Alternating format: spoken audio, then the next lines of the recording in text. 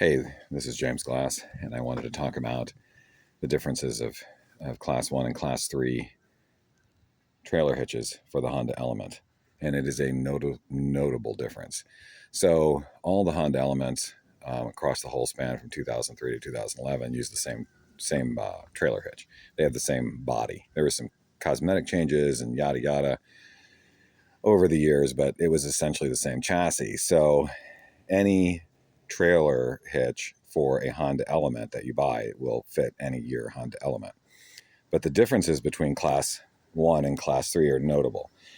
I had this Class 1 hitch on my Element, and it has an 1.25" receiver versus the 2" receiver on this.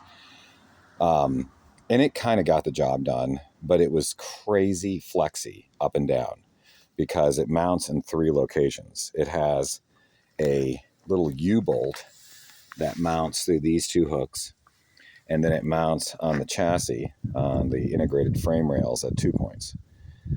The other hitch, the Class 3, has the same U-bolt mount, but then it mounts in 4 places on the frame rail under the chassis.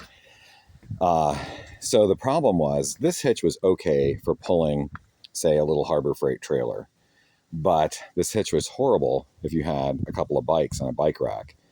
It would bounce up and down like 4 or 5 inches to the point where I didn't use it because I was worried about damaging the vehicle, like bending the rails underneath the car.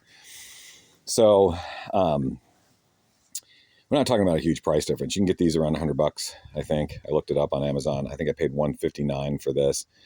It's a huge piece of square stock with 1/4" welded rails. You can see this is basically just some flat stock and way smaller. This entire design is superior because if you look at it from the side, you can see that the flex that I'm having, like this, will be gone. One irritating thing is this did arrive bent. So that's supposed to be at a 90-degree angle. And I guess it must have gotten dropped by the FedEx or UPS guy or whatever. And so I'm going to have to straighten it. It's not worth returning. And cosmetically, I lost a little paint, but it's going to rust anyway. So there's the differences between the Class 1 and Class 3 receivers. And the Class 3 receiver is infinitely stronger. And, just what, $60 more? It just isn't, it's a no-brainer.